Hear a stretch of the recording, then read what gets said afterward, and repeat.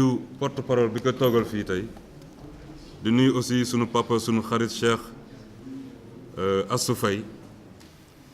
di gërëm chef de service yi ci seen présence massive mais aussi ci engagement yi ngeen jël pour ñu réussir 74e édition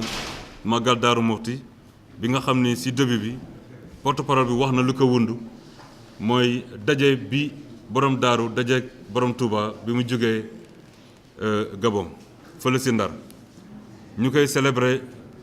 juróom-ñaar fukki at ak ñeent muy ñu koy célébrer ren ñu bëgg mu nekk organisation bu mucc ayib moo tax le 22 mars bii passé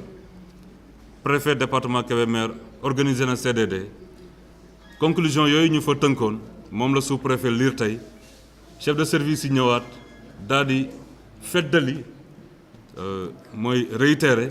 lu ñu waxoon keroog ni bëgg nañ jëlee engagement pour réussir édition bi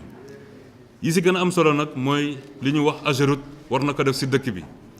duma lim yëpp waaye li ci gën a am solo mooy ñaari boulevard yi nga xam ne dañ ko war a def Darou Mouhty te AGEROUTE wax ni projet boobu jël nañ ko jox ko Promoville bi nga xam ne engagé wu na pour def ko Darou Mouhty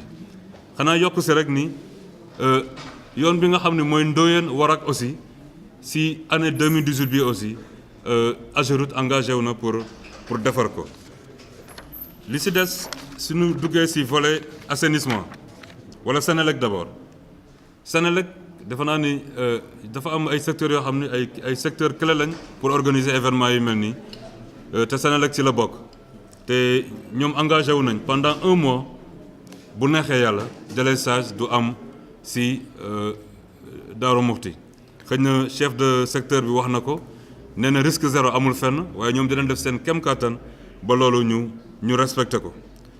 di ñaax rek population yi nga xam ne dañ def ay demande wala dañu bëgg def ay demande ñu teel ko def comme ça Sénélec mën leen a brancher ñoom ñëpp balaa màggal bee ñëw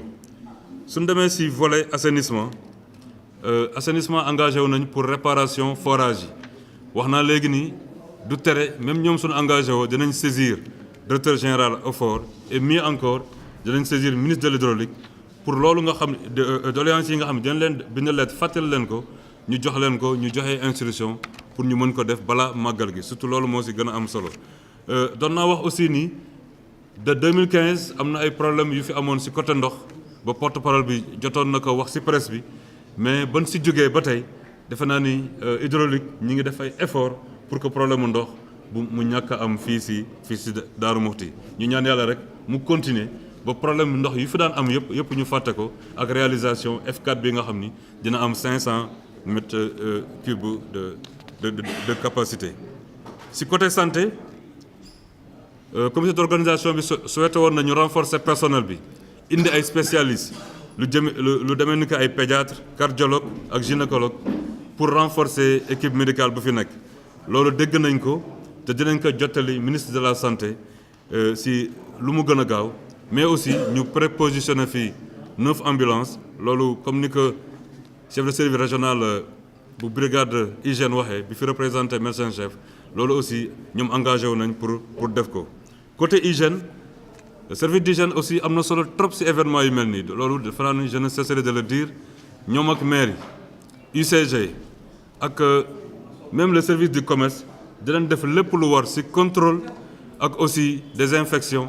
désinsectisation site yi nga xam ni nit ñi dañ fay dëkk pour que benn gàllankoor bañ leen a fekk ci liñ fi toog pendant màggal bi. bi ci des mooy Croix-Rouge aussi soxla nañ 25 éléments yu fi war a teew comme ni ma ko waxee léegi ci tubaab éléments yooyu dinañ fexe ñu jógee Louga ak Kébémer pour ñëw jàppale région médicale ci activités yi ñu fiy def.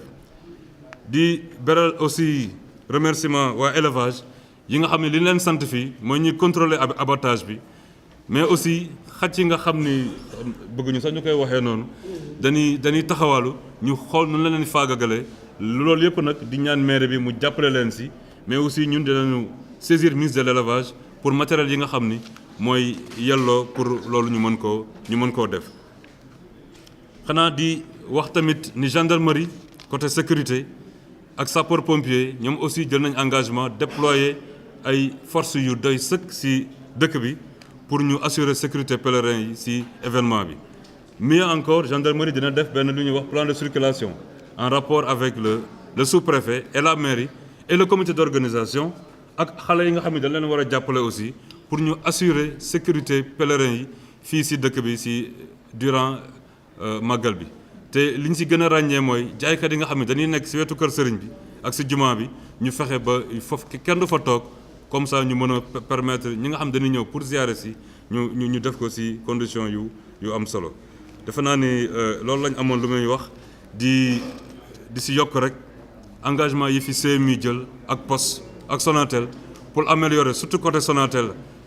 dispositions yi ñu war a jël pour que 4G bi ñu mën ko installer pour que sunu mbokk presse bi mën a def seen liggéey comme ni mu waree ak tamit sécurité alimentaire comme ni ñu ko amee habitude de def ñoom aussi dinañ ko def pour dund gi nga xam ni war na ci kii bi mu doon participation état ndax mënuñu def lépp. waaye li ñu ci war a def te dañ ko daan def dañ ko reconduire ci anam yu doy sëkk sur ce maa ngi leen di gërëm di leen sant di ñaan yàlla